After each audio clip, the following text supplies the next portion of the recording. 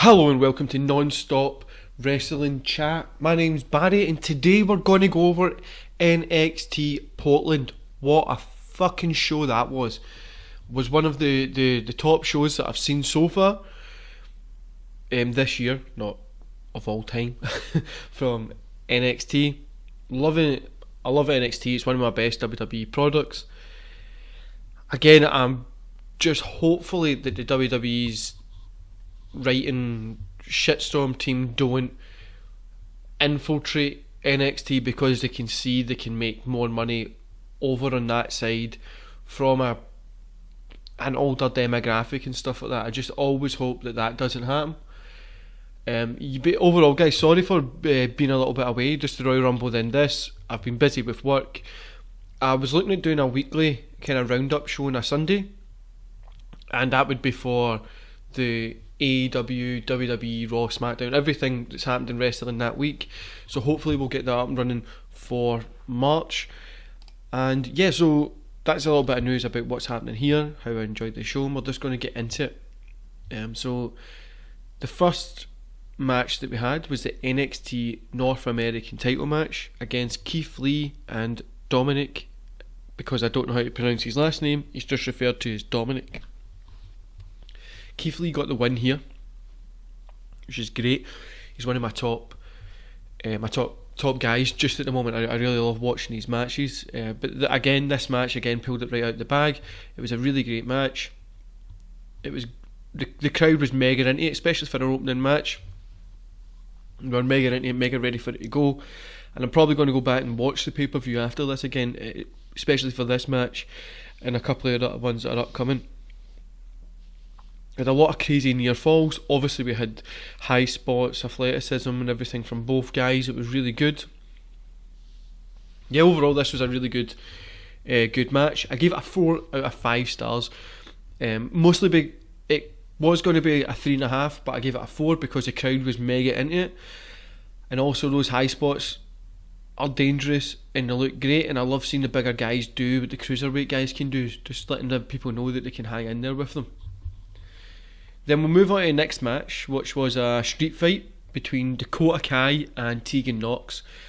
Now Dakota Kai got the win here, and I gave this match a total of 3.5 stars. Now I love this match. I love street fights. I love hardcore wrestling. I just thought it was a really well structured, good match, but the finish was a little bit flat for me personally. I felt the finish left a little bit to be desired, but these two girls put on a great match. As always, they put on one of the top matches of the night, and you're probably going to hear me one of the top matches of the night throughout the whole of this review because of how good it was. But yeah, everything was good. I felt the stipulation match was played very well. Obviously the street fight, I thought it was played pretty well. Could have been a little bit better, obviously, but it did seem pretty good. I always think, see, when we talk about the street fights, what always comes back into my mind is Goldust and Roddy Piper, WrestleMania. They're in the car, they're chasing. I honestly thought that was one of the funniest ones. And then also back when in the Al Snow days, when you used to go outside Madison Square Garden and you used to be in the popcorn, in the toilets, they would be outside in the street wrestling. They'd be up the going into taxis again, going into cars and chasing each other. Or if anybody remembers the not parking lot brawl, what was it called again? The WCW Junkyard brawl. It was in a big junkyard. That was a shit show, but yeah, I do like street fights, and I do like when they normally come up. So the next one that we've got here is a great match. It's Finn Balor against Johnny Gargano, Johnny Wrestling, Johnny NXT, Johnny whatever they want you call him. Finn Balor picked up the win here, and I gave this a 3.5 stars, but I think this is probably the top match of the night. The reason I gave it a 3.5 stars, even though Finn Balor is a great wrestler, I love the guy's work, I just can't buy into him. I don't know why, I just don't buy into him. For some reason, I just can't get pumped about the matches, but I did love this match. So I thought this was one of the best of the night. Again, like I says, 3 matches so far have been the best of the night. This was one that I was kind of looking forward to coming into TakeOver, just to kind of see how it was going to play over and keeping that established feud up there. But yeah, it was a great match. It was nothing much that I can say. It's just it was a great match. It had a lot of heat in it. It was good for the feud. Yeah, I loved it. Wasn't really much else that I can really say about it.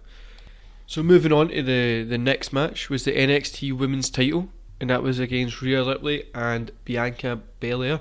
Now, a lot of people going into this obviously are saying that don't believe that Belair could have won it. They aren't really fully behind the Belair gimmick. I love the Bianca Belair gimmick. I think she should be a great NXT Women's Champion. Not for a long run. See if you gave her it for maybe a couple of weeks, got a few established stars, or an established star, not an up-and-coming star, to beat her. Then they lost to an established star, and you could build up like a triple threat maybe, or something like that. Just something a little bit different, but I do enjoy her character. Rhea Ripley is one of my favourites down in the NXT Women's division just now. So just kind of getting into the match for the review. Rhea Ripley picked up the win over Bianca Belair, and I gave this match a 3 stars.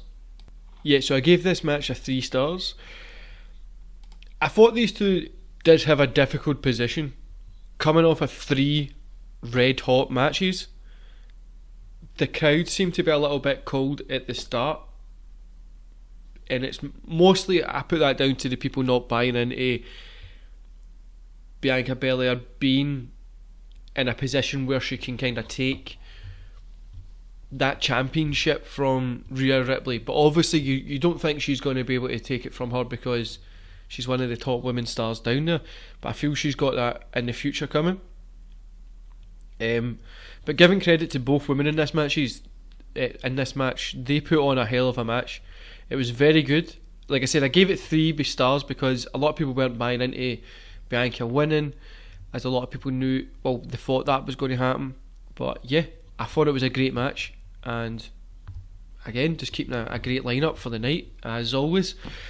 The next match after that, going back to the Rhea Ripley and Bianca Belair match, we've just obviously in this night, Charlotte accepted Rhea Ripley's proposal to have a match at WrestleMania 36.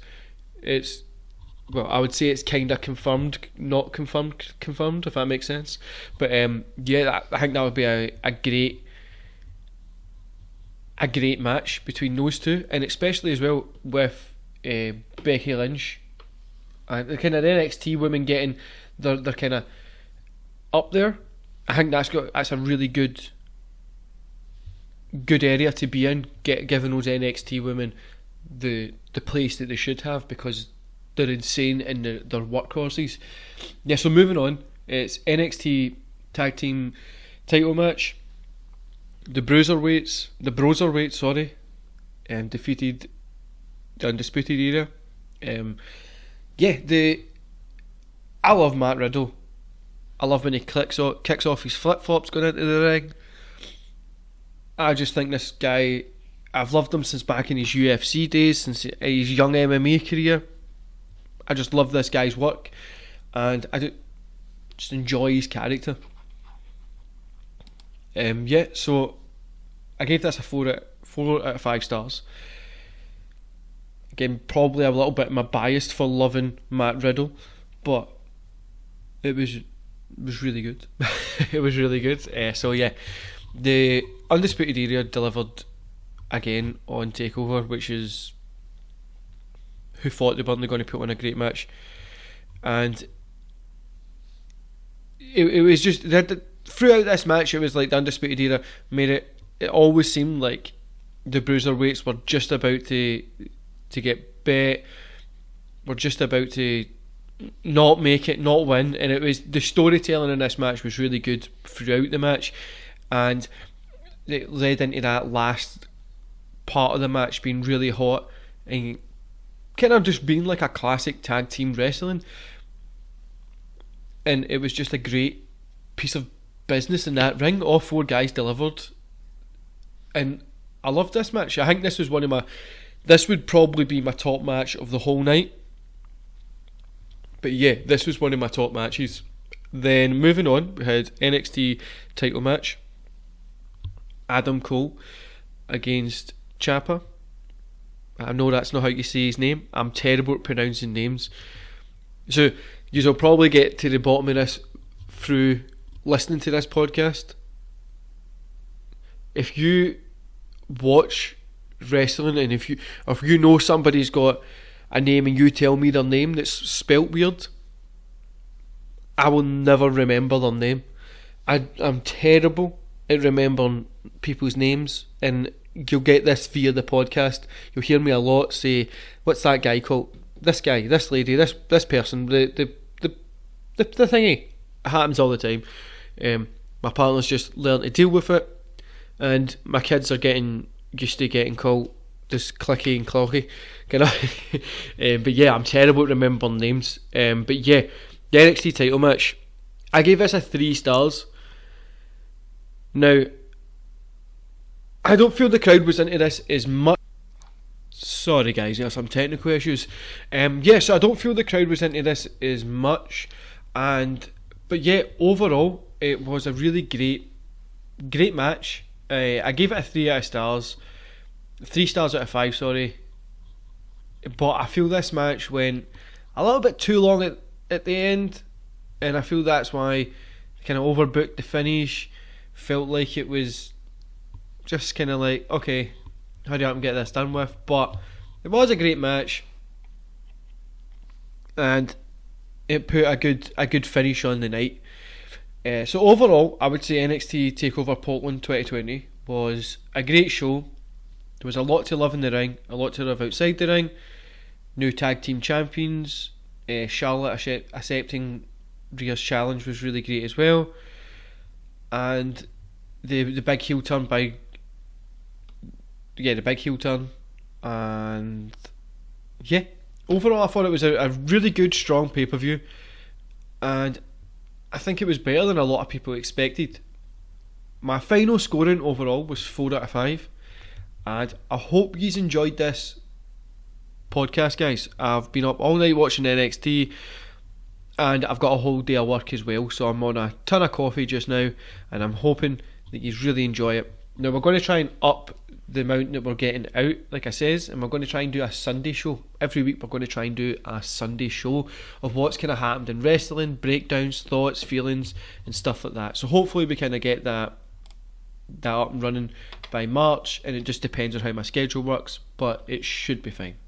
Anyway guys, I hope you enjoyed this, and I hope you stick around. Drop me a follow, a like, subscribe, whatever you need to do. We're on Twitter and Facebook just now as well, and you can also like, comment or DM me just to let me know if you want to be on the podcast, and we can chat wrestling, chat classic pay-per-views, upcoming pay-per-views, or whatever you would like to do. Anyway guys, I hope you enjoy the rest of your day, and wish me luck at work. Bye bye.